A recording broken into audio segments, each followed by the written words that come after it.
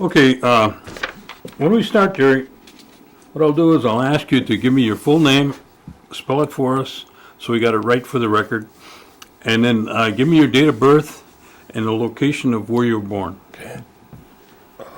Rolling? Yep. All right, give us your full name, Jerry. Gerald, Leland, Kurowski, Gerald, capital Leland, capital Kurowski. Could you spell your last name once more, please? Capital Kurowski.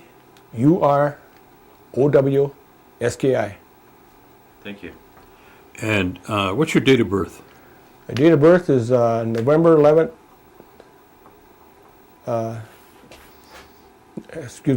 November 13th, 1941. Okay.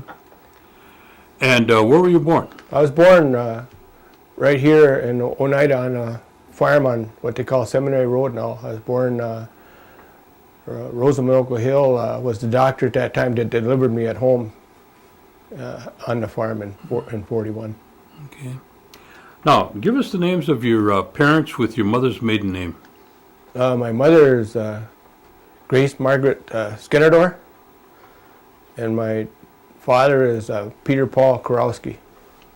Okay. Now, do you remember the names of your grandparents? Yes, I do. On my father's side, my grandparents were, his name was Alexander Kurowski. His real name was Valenti, but he didn't like that, so everybody knew him as Alex. And his wife, my grandmother's name was Mary Olenichek Kurowski. And on my mother's side, my grandfather was, they call him Homrai Skinnerdor. And my grandmother was Essie Mae Denny Skinnerdor. Okay. Now, where did your grandparents on your mother's side live? Well, my grandfather was passed away before, I believe before I was born. He stayed, in his elder years, he stayed with my mom and dad from time to time, but I never knew him. Okay. So he was, as far as I know, he was he used to play the fiddle at local bars and stuff like that. And, they were divorced at that time. I see. And my grandmother, she was born in Shawano. And then after she divorced my grandfather, she married a fellow by the name of Bert Moss, and they ran a hardware store in Ladysmith. And then later on, after her husband Bert died, then she used to stay up there, and once in a while she'd come down and stay with us, you know, for a pretty good amount of time. Okay. Now, what did your grandfather do on your father's side? I really didn't know what he did. I think in later years before he retired, he worked at one of the mills in Green Bay, a paper mill. And where was he from? He was from Poland. They actually, my grandmother and my grandfather on my dad's side both came through Ellis Island. Oh. In right around maybe before the World War. And when they came through, did they locate out east, or did they come right to Wisconsin? No, I think they located in what was called the Polish settlement in Green Bay, and that's where my dad was born. Was Polier Street in Green Bay, and that's. Okay. And my dad and mother, before they moved to Oneida, they also lived in Green Bay near the river. Okay. Now, your dad, what kind of education did he have? He didn't have very much education. I think he probably went to the 4th grade, I think, if I remember right. And then after that, he at a pretty early age, he went out and worked on farms, and he actually stayed with a farmer and did most of his farm work for this Okay. a fellow named Creaser on the east side of Green Bay. And your mother, what kind of education did she have? I mean, your grandmother. I mean, no, yeah, that would be your mother, yeah. My mother, I think, had a 6th grade education, and then later she also worked at this farm where my dad worked. I think that's where they met. That's where they met? She was like cooking, housekeeping, that type of thing, and that was, when she was a teenager already, she was doing that kind of work. So Now, about what time, do you remember your parents got married? I don't really remember everything to it, but they went up to Michigan and got married up in Upper Michigan somewhere. I don't know if it was like Iron Mountain or where it was, but I know that's what I heard, is that Okay. they got married up in Michigan. And how many brothers and sisters? I Yeah. have 4 sisters and 1 brother. We're all living. And can you give us their names? The oldest is Loretta Matoxin, and then Shirley Hill, and my brother would be the next, Kenneth, South Carolina, and then Pat Cornelius, and then Linda Mercier, and myself. You're the youngest? No, Linda's the youngest. Linda's young? Yeah. Okay.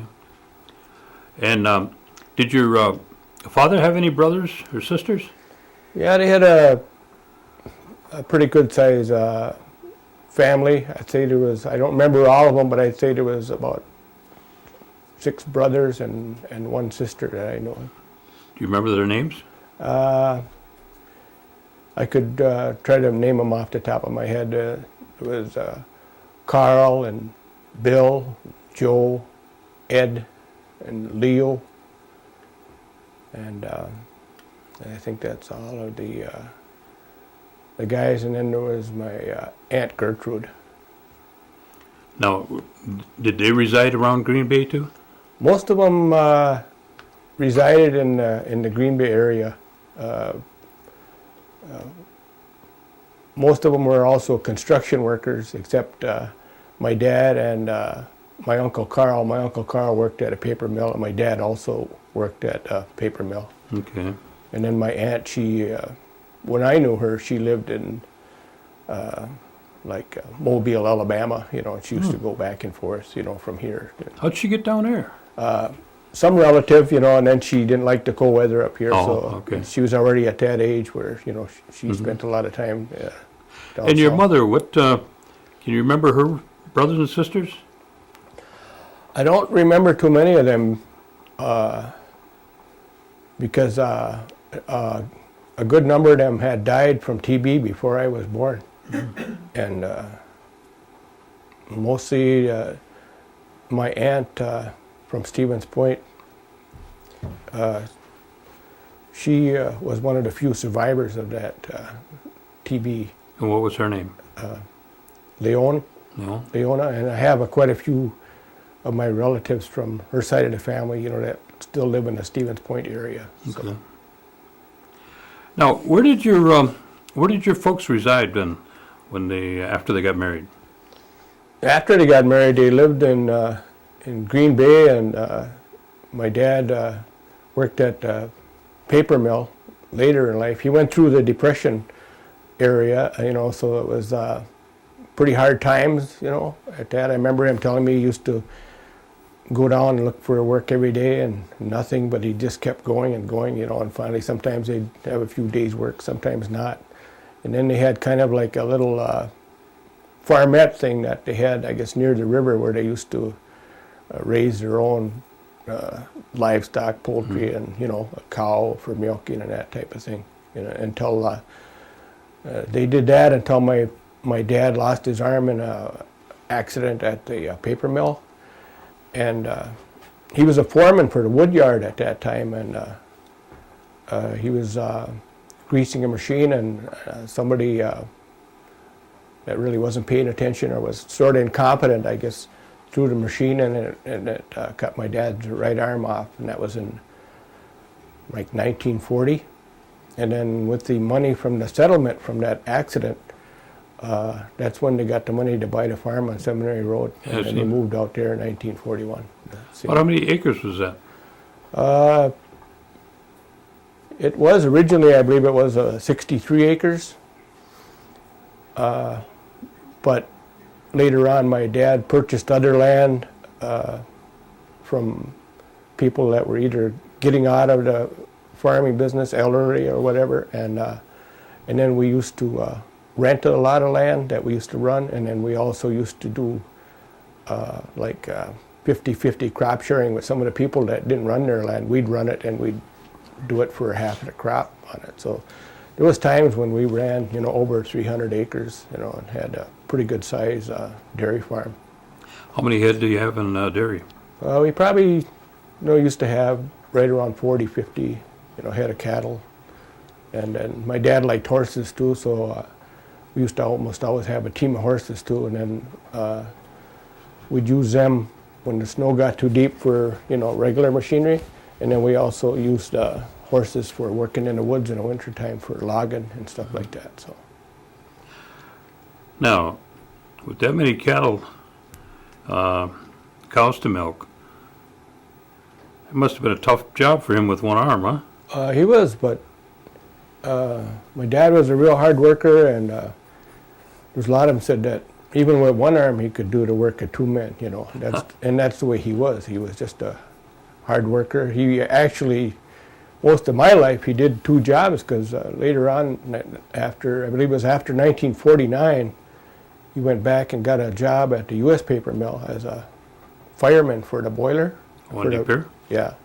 And he used to work his shift, and he'd come home and do the farm work too, And we all had to chip in, and most of my brother and sisters had left fairly early. My brother went in the Marine Corps when he was 16. My sister Loretta was in the Air Force, and Pat, she got married when she was 16 years old. So mostly it was my dad, my mother, and myself, that do most of the farm work, So you learned to do farm work at an early age. Oh yeah, everybody on the farm had a job or a chore to do when they were pretty small. I was, I can remember having to do the dishes, and I had to stand on one of them wooden pop cases or whatever, to reach the sink. But that's what you had to do when you were younger. You had to get the wood ready for the stove and do other chores, pick the eggs, do other things until you were old enough to do the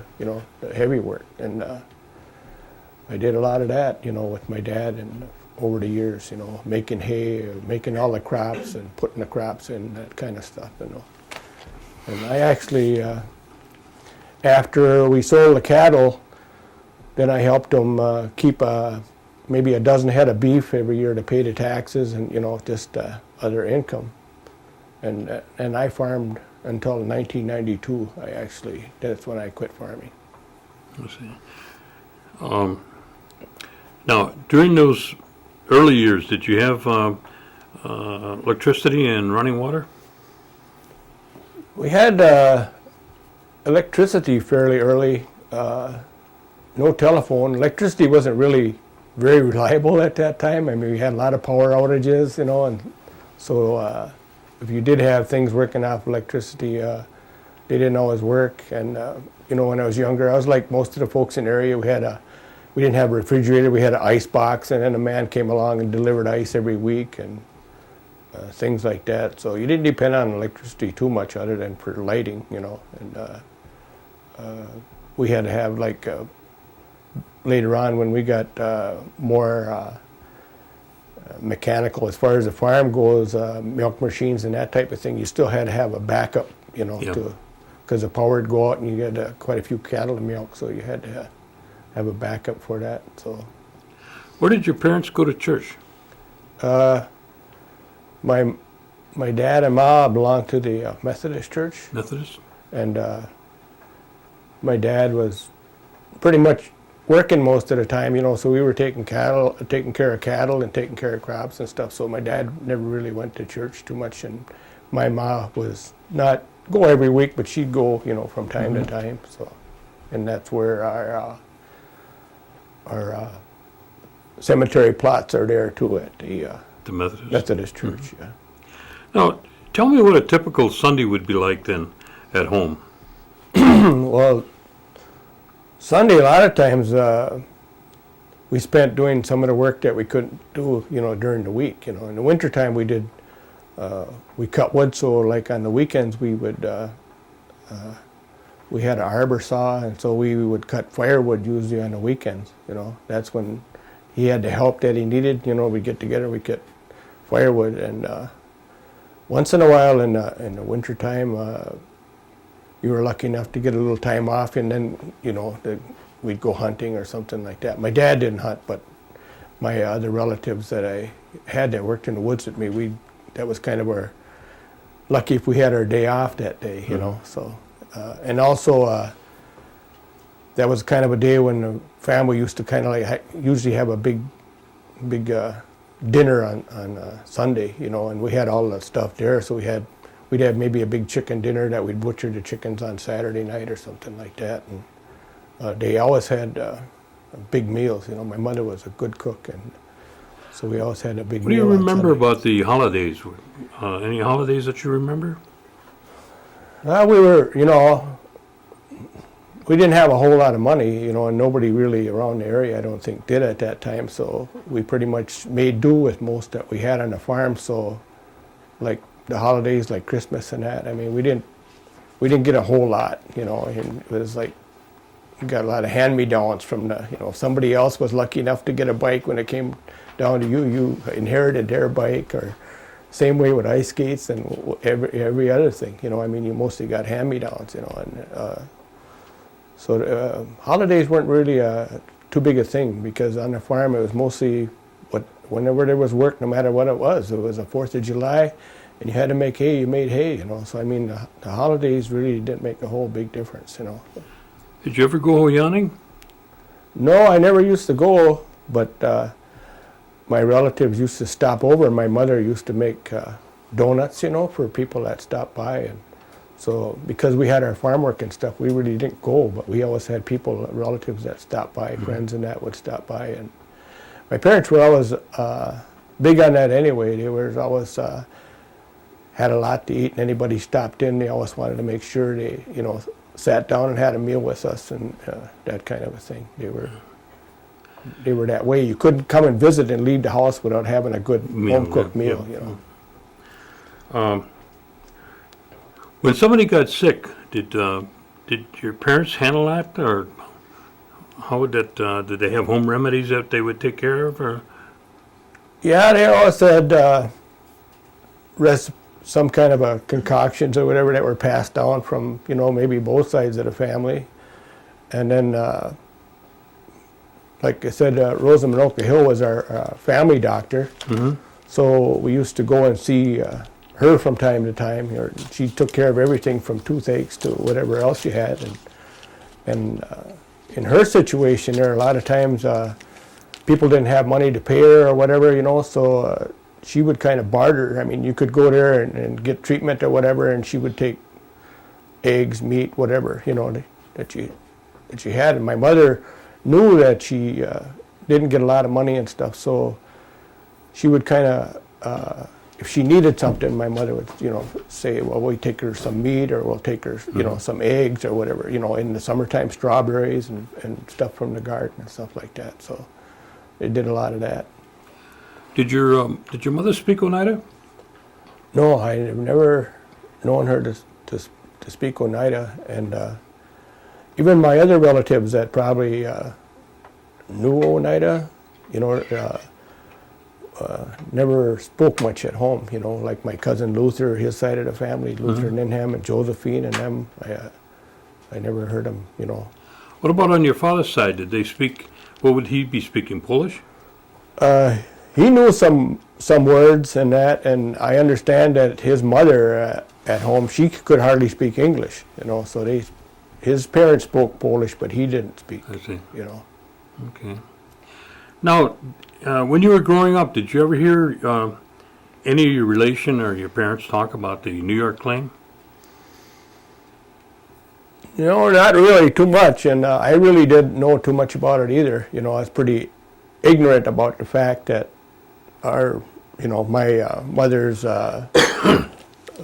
grandparents and so forth came from New York, and I really, didn't know much about that. It's like, matter of fact, I can remember back one time I was just a really small kid yet, and not many people had cars, and somebody stopped out in front of the house there out at the yard one time and asked me, where the Oneida Reservation was, and they were probably talking about Oneida, Wisconsin, and I didn't even know, that we were on the reservation. And nobody talked about it, nothing. It was no discussion whatsoever about that.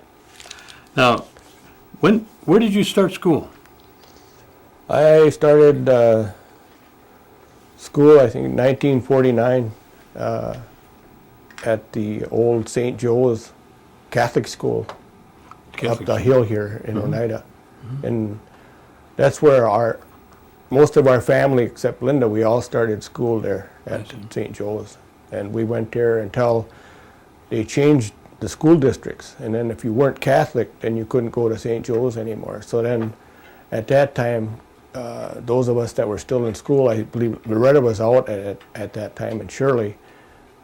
So Kenneth and Pat and we all went to Silver Summit then for a few years.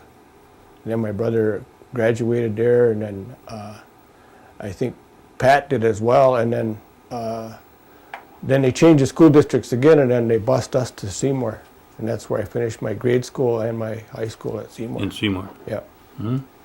Now, was there a big change when you went from, Silver Summit Oh, yeah. I mean, to Seymour? Oh, definitely. I mean, Silver Summit was kind of like the little house on a prairie kind of a school. I mean, there was 2 teachers there, one that had taught maybe the first and second graders, and then there was a teacher, her name was Mrs. Coffey, and then there was Arnold Van Hout. He was the primary teacher, and he taught, all the rest of the grades, like from 3rd grade to 8th grade, all subjects, and including music and whatever, So, and he was a graduate from the St. Norbert's College, and real good teacher. It was, and with the people that I went to school with there, they were a mixture of non-tribal farm kids and so forth, and the rest of the tribal folks that lived, throughout that area, the reservation, and it was really like a kind of a big family more than it was like a school, So everybody got along pretty well, and everybody knew everybody, and so it was a pretty neat experience, And then you went to Seymour. Then I went to Seymour after that, and at Silver Summit there might have been like 3 kids, maybe 4 kids in my class, and I went to Seymour, there might be 30, so it was a big change, and it was a big change in academics as well too. We were kind of, kind of far behind when I left Silver Summit and went to Seymour and found out, how far ahead they were, like in mathematics and things like that, than we were. But at the same time, it was another area, I think, where it was a good group of people, a good group of students. Everybody got along well, and we used to get Ronnie, John, and I actually got back together when we went to Seymour, and we were always close friends. So for him and I, it was a pretty good thing, And then we were good friends with the people in Seymour, and then Ronnie played basketball there. I played softball, and we had a real good relationship with the people of the community. So it was pretty nice. We adjusted pretty well, I thought. Now, did you go? You were involved in extracurricular activities at school? Yeah, I was always involved in athletics, although it was pretty hard because of our farm work and stuff, and my dad working at the mill and everything. So it was pretty difficult to stay out and to play sports. But I would do anything to play baseball or softball. And when I went to high school, my parents gave me the option of playing 2 sports. So I went out for football. I made the football team, and I played football for 4 years, and I also played baseball for 4 years. And it was a great thing, for us. it was hard because it was hard for transportation. You know, a lot of times we had to hitchhike and we didn't have a ride, you know, back and forth to school. If we didn't make the bus, we had a hard time getting home and getting to the game. Sometimes I'd get to the football games, they'd be half over, you know, before I'd get there after I did my farm work and then try to hitch a ride, you know, so it was tough doing it, but very worthwhile, and I really enjoyed it too, you know. What year did you leave Seymour? I graduated in the summer of 1960, in June, and I left for the Marine Corps in July. So, and then Where'd they send you? I went to MCRD, and then from MCRD I went to Camp Pendleton, 1st Marine Division, Infantry, and I left for the Far East in 1961, and spent my tour over there, and then I came back to the States and right after Easter of '63. And then I spent a year at Parris Island as an instructor, and the rest of my tour. Now, was Vietnam going on at the time when you went over there? Yeah, they were just starting up. There was a lot of different problems. I was with the a Marine Expeditionary Unit there in South China Sea, you know, from I believe it was right around before Christmas of '62 until right around Easter. I spent, you know, our home base was Subic Bay in the Philippines at that time, and then we just did operations all the way from, you know, from South China Sea over to Thailand and then back, you know, so. Now that you were a trainer down in Parris Island, Yeah, I was an instructor. and was on the range? Yeah, I was a marksmanship instructor. I had previously done marksmanship instructing for different units that, you know, maybe had trouble qualifying guys. I qualified expert with both the rifle and the pistol, and when I was with the infantry, I was a machine gunner, so I had a lot of experience with weapons, and I would help our units qualify our guys that had trouble, and then when I got sent to Parris Island, and then I went to instructor school, and then I spent the rest of the time as a range instructor until July of '64. Which place did you like better, PI or Dago or Pendleton? I think what's the name? I didn't really mind either one of them. You know, I enjoyed the military experience, the military life. I think it did a lot for me as far as discipline, and, you know, I mean, I'm in there when I'm 18, and you're a sergeant or whatever by the time you're 21, and you got all kinds of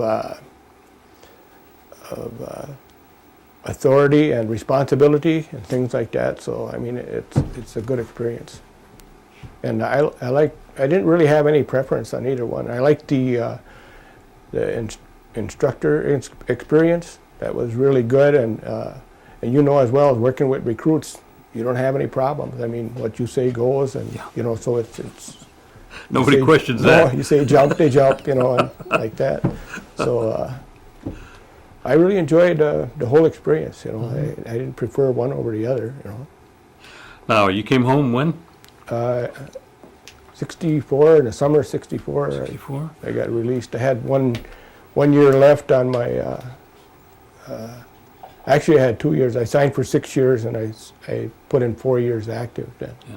And the rest you served on Inactive. reserve. Yeah.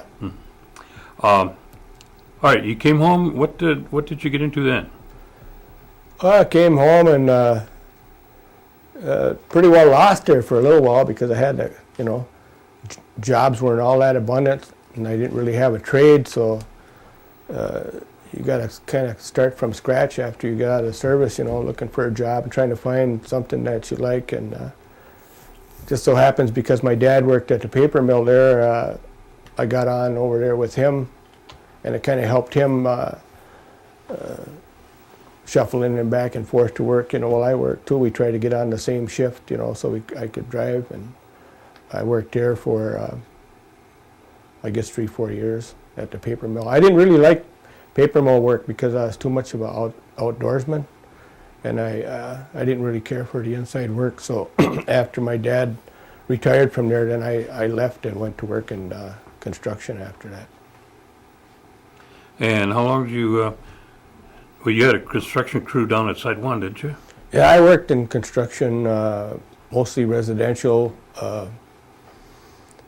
From here to Minnesota, I worked. I started down at Site 1 when I first got in. I was a laborer for a carpentry crew, and then later on, I got on with the crew, and we started our own little construction company up. After that, and I worked in residential home building, anything apartments or whatever, until about 1980. About 1980? Yeah. Mm-hmm. And I worked, like I said, I worked for Wisconsin Indian Development. I worked for another company that ran a job up in Big Lake, Minnesota, up by Cloquet. I ran a job up there, and a lot of different places, all over northeast Wisconsin, all the way from here to Wisconsin Rapids. Now, when did you come back and start working for the tribe again? Well, after it was like 1980 when the interest rates got so high that nobody was building in 1980 during the Carter administration. Mm-hmm. So I took off a couple years, shut the company down, and then I went to NWTC for 2 years for architecture. And then there just happened to be the tribe had some work going on a project around 1982, and I hired on as a foreman for a crew, and I worked on that until that was complete. And then after that was completed, I was on unemployment for a short period of time, and I applied for the job that the tribe had as a HIP coordinator. And I started working for the tribe on my birth date in 1983, and to present. At the time, 1983, how big was the tribe in terms of employees, would you guess? I had a pretty good guess that we probably had about 200 folks working for the tribe. 200 folks at that time. Mm-hmm. And I don't know, I couldn't tell you what the annual budget would be, but it was very, very small, And how big was our housing operation then, would you guess? We had Site 1, Site 2. Yeah, we had, like I say, we had, it was in '68 when I worked on which would be the second or third project here at Site 1. Started at Site 1, mm-hmm. and it was the first units that were built at Site 2. That was in 1968, 69, in that time. Then I worked on another project around 1972. Then I ran a job for Wisconsin Indian Development at Site 2. We built 25 units there from 1975, 1976. And then I worked on another one again in 1980, and we probably had done about, I think there was like 2 or 3 projects in between there that, like where they did like Ridgeland subdivision at that time, and Joshua Court, and some of the scattered subdivisions, like Cora House and Lesquit Court, some of those other ones.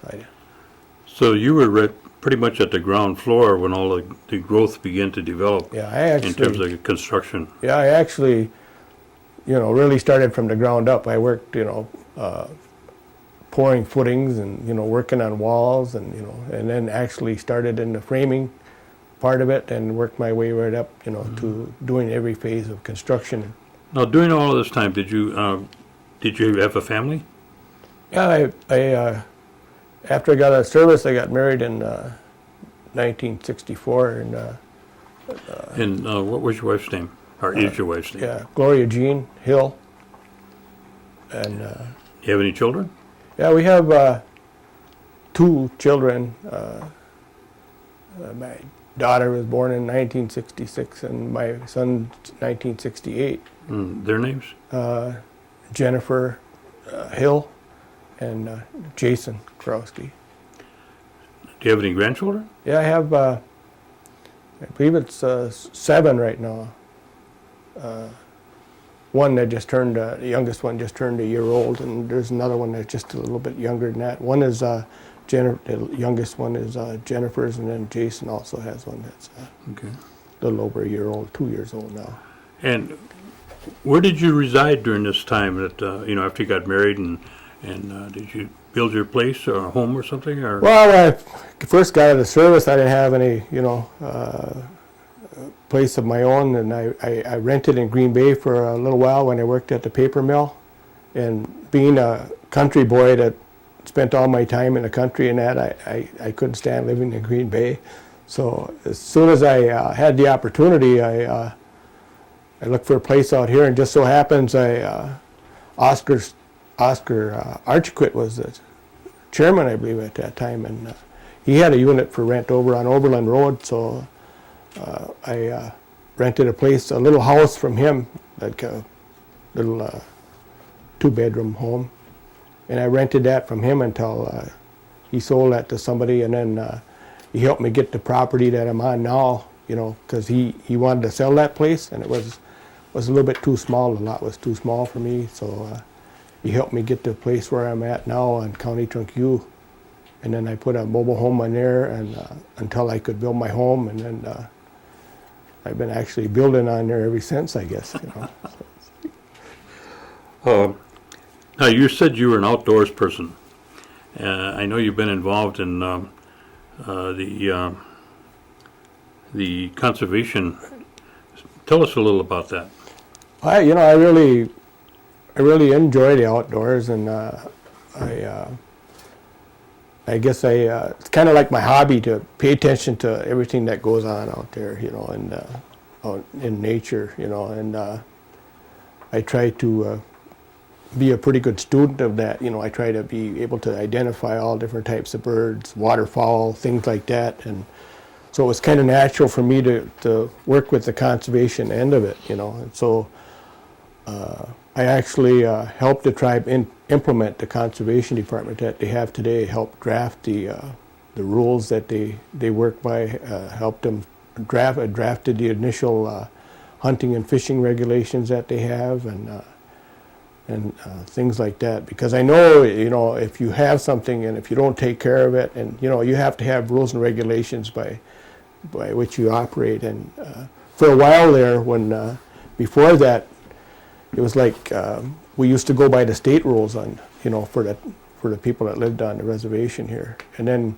we went from that to we don't have any rules, you know. So in between, it was like chaos, you know. So it's like, and we had to have some rules that make sense so that we have a resource, a renewable resource, that's around for the next, you know, next people. So that was I felt that was an important thing to do, you know, to help establish that conservation department. And also we started a conservation, like a club too, that was in Oneida here. We started that right around the same time. And, Now, didn't you dig a lake behind your house? I actually dug 2 of them for the tribe, and back when we originally got our equipment for our plumbing department, and we worked with the Circle Wings and so forth, and they had some money and they wanted some ponds dug, so through the plumbing department, I dug 2 ponds for them.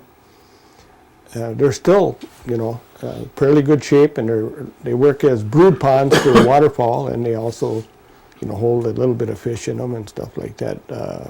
Make good watering holes when we had the drought, those type of things. And then here, not too long ago, I had the opportunity.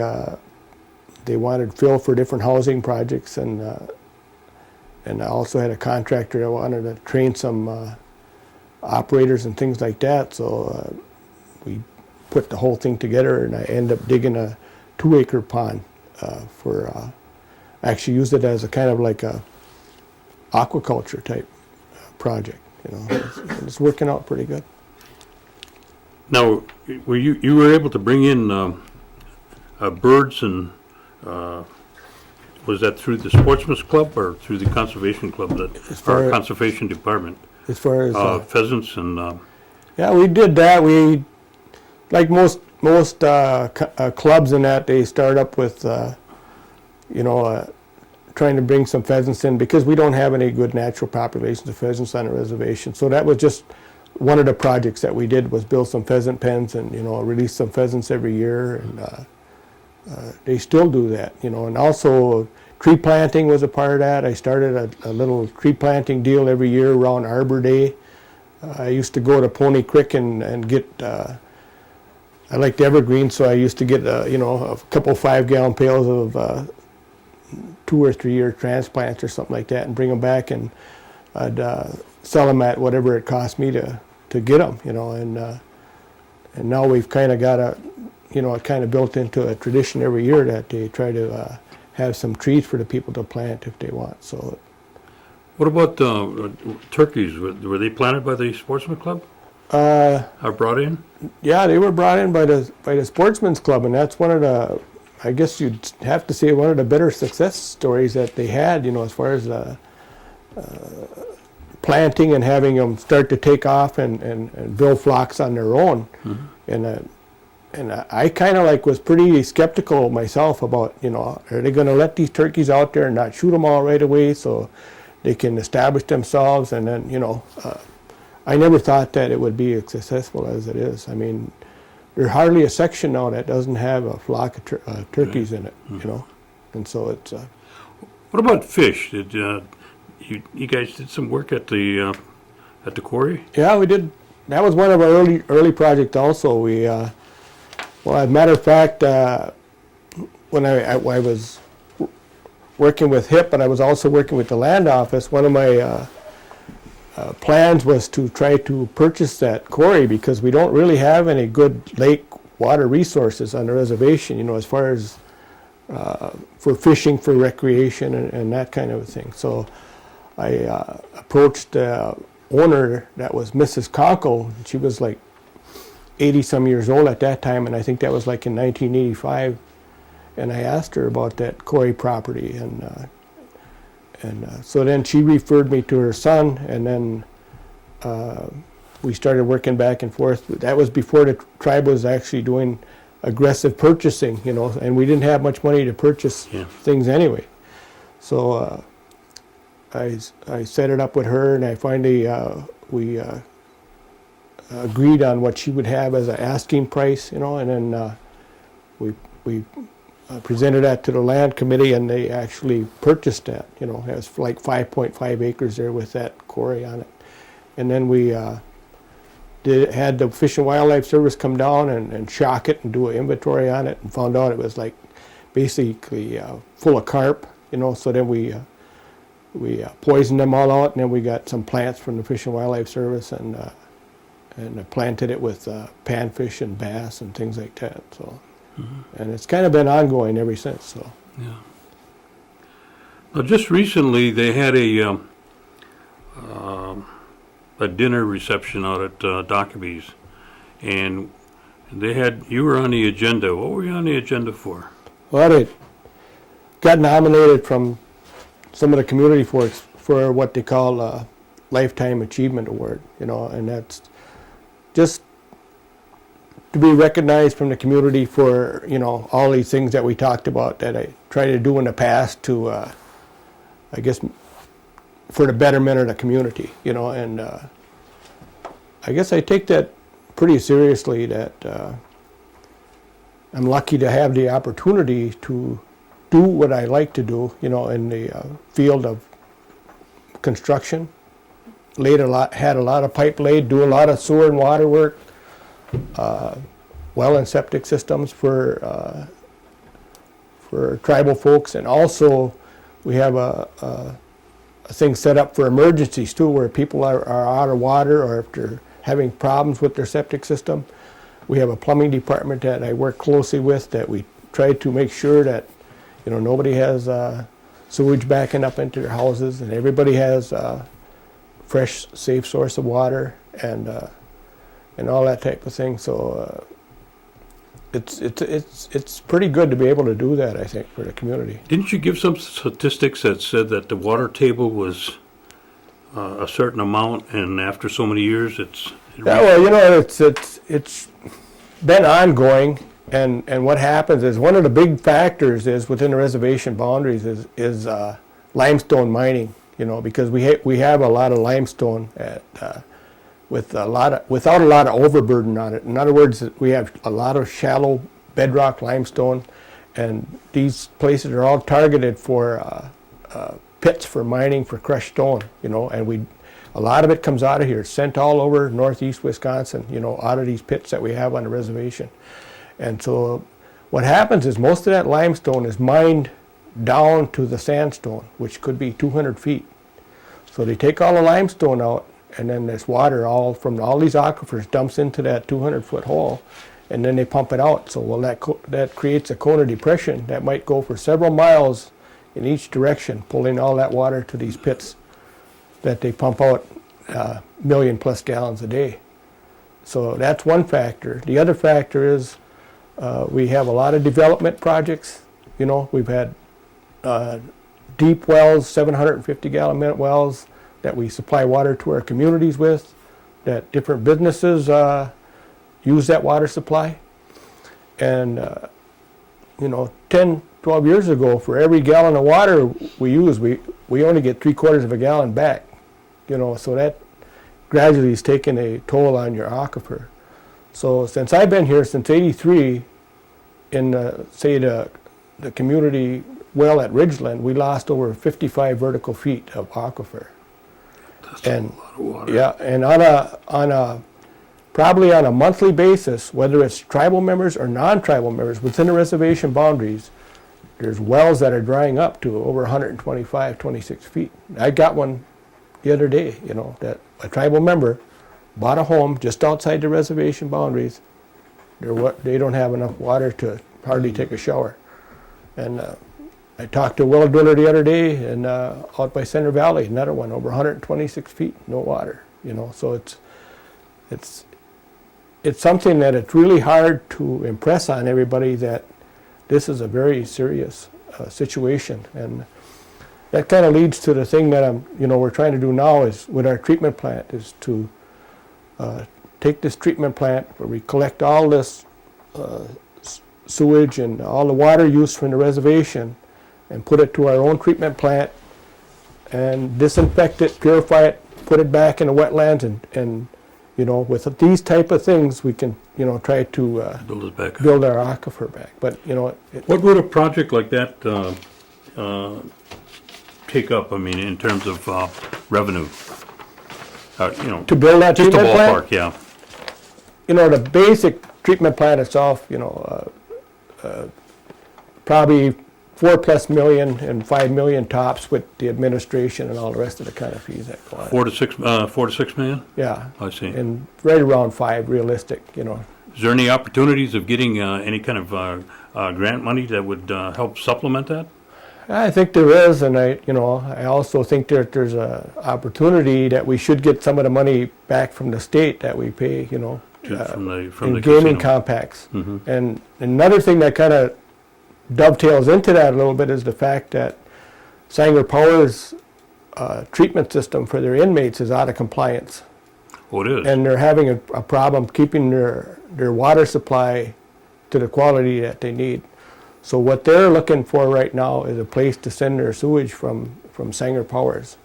So, you know, and they're talking, I just read a memorandum from the governor that at a meeting they had February 18th where they're budgeting like $2.5 million to find a source and build a source to take the sewage from Sanger Powers. And, you know, I mean, that fits right into what we're trying to do. Sure.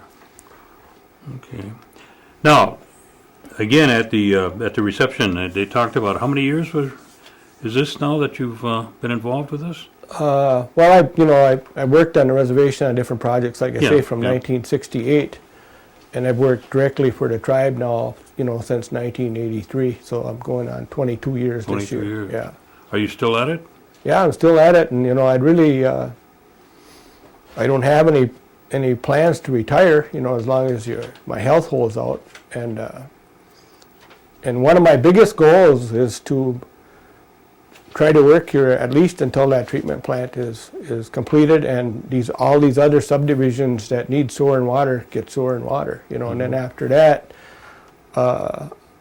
whoever wants to plan and develop will have all that infrastructure, that they could just about put Everybody home can plug sites in. wherever then. they need, and also be able to pick up all those failing sites, with on-sites that are failing within that area and plug them into that sewer and water system, see. the infrastructure. So, Now, with all those years that you were been involved with working for the tribe, you're still able to pursue some of your hobbies. oh yeah, that's, I'm, And what are those now? I still a avid fisherman, and I'm not as avid a hunter as I used to be, but I enjoy seeing wildlife and stuff like that. So that one of my hobbies is just maybe improving stuff for nature or whatever it is. And fishing is probably like my number one. I fish in ice fishing, go to these kind of fun tournaments that they have, and I just enjoy being on the water, and being out, in nature. So. What about sports? Have you slowed down there? Yeah, kind of like, I was lucky enough to play on some really good teams with some really great guys. I played football when I was in the Marine Corps. We won a championship, inter-service championship, when I played in Okinawa. And you always like to, do that, rub it into the Army a little bit, and maybe the Air Force and some of the other ones that we played football against. And then after I came back, we started some of those teams back up, and I ended up building those back up into championship teams again. And then I also was coaching youth football in Pulaski too, up until a couple of years ago. So that was pretty good. And they have a real good program over there. We would probably give out 300 trophies a year for youth football, in Pulaski youth organizations. Yeah, they do. I'm aware of that. Worked with them, and now I'm kind of like been mentoring my grandson, and he's a real talented athlete, and it looks like he's going to do pretty well, and he's a sophomore now, and he's both real good at football and at baseball. So now I get a chance to watch Relive it again. the next generation. Yeah. So What is your position on the land claim as it is right now, in terms of in December we had a meeting and they discussed the possibility of a casino out in New York. And do you have an overall feeling of the land claim in itself? Yeah, I think that's I'm not really a good student of that subject or whatever, but I just don't think that that's what we deserve, or that what we should have got out of that deal. I think that I actually figured out the acreage for the Oneida tribe in the bargaining negotiations, because they didn't know how to figure out all these counties with all this acreage on it, and I figured out what we had for the tribe, and then they figured out what they had in New York, and then that was part of that negotiations. But myself, I'm not happy with the way we're headed with that, because it's like, yeah, we get permission to build our own casino and basically pay our own self for the damages, for the state of New York. And I'm not real fond of us doing businesses outside of the reservation of Oneida, Wisconsin. I feel the money that's made in Oneida, Wisconsin should stay in Oneida, Wisconsin, and these ventures that are happening outside, basic economics will tell you that we're not going to get much money back from an enterprise that's happening, halfway across the United States or more. That money's not coming back here. What's your position on the per capita payment that we're presently giving? I think it's, okay for guys like me, because, I make a pretty good wage and my wife is working, so per capita really doesn't, do that much for us because you got to pay the taxes on it and all that stuff, But I think for people that aren't in the same income level as us, I think, we should have a better per capita. I think that, I always working on the end that you should be good managers and take care of money, be prudent with your resources. And I don't think we do a very good job of that. I think we waste too much money, And I think these people say all the money we spent in Washington and all the money we spent lobbying and the money we sent to Madison and the hotel in California and all that, and the money we lost in other ventures that we did. I mean, somebody could make a damn good living off of that, in per capita. Yep. So, and that's the way I see things is that I think, if you do the spin on it, money, if you build a business out in New York, most of that money is going to stay in New York. I mean, that money is going to circulate there. The workers are going to come from New York. They're going to go to the casinos. They're going to benefit from it. I don't see the Oneidas of Oneida, Wisconsin benefiting much from any of these enterprises. Okay. What's your position or your comment in terms of making a recommendation to our youth? What would you like to share with them? Well, I think our youth. There has to be a lot more mentorship on the part of the older people. Whether they're their parents or their grandparents or whatever they are. And they need that guidance. And even when I was a kid, it was easy to get in trouble, but I think now it's a lot easier than it was, back then, because there's so many different things. There's so many different influences on kids today, television, and they got access to stuff that we never had when we were kids. And so I think that's where the thing is. And I think that the community can do a lot in this respect also, as far as the people that they look up to, maybe police officers and other people in the community, for mentoring. I think they need that, and it's not something that I think people like us have to be more aggressive to go to them, and say, and help them if they need help, and because once they, make a few bad mistakes, and some of these guys that could be pretty good people of the community in the future are off on the wrong trail and nobody to help them get back, And so that's one of the things that, one of the values I think I have in with my kids and my grandkids and that is that I want to make sure that as long as I'm here, I'm there for them, and I don't expect anything in return. I just want to, make sure that if they can do something better, I want to help them do it, But I can't do it for you. But that kind of a attitude, both for my kids, my grandkids, and anybody else, Sure. that needs it. So. Is there anything else you wanted to share with us, or something I may have neglected or overlooked? No, I think we, pretty much covered everything as far as I can tell. And like I said, it's like the one thing I do regret, like I said, is that I lost a lot of good friends in the past few years, Mm-hmm. And but at the same time, I was lucky enough to be a part of this whole deal. It's like grew up in this community and have the friends I've had and do the things I've done. It's like great experience. I wouldn't trade it for anything. Okay. But I'm That's glad good. to do it for you, Gordy. All right. Now, Alan will disconnect you. Okay.